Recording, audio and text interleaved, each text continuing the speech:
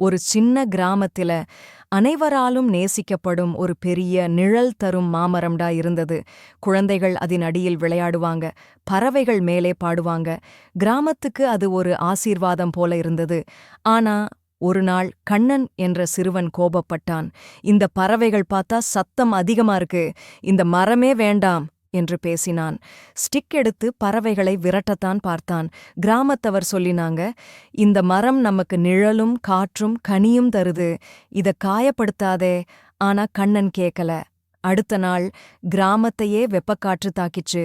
வீடுகள் சூடா, மக்கள் வியர்த்து சோர்ந்து போச்சு. அதுக்கெல்லாம் ஒரே குளிரிடம் அந்த மாமரம்தான். அங்க கண்ணனும் வந்தான். மரத்தின் நிழலில் நின்றவுடனே அவன் மனசே மேகமாகிவிட்டது.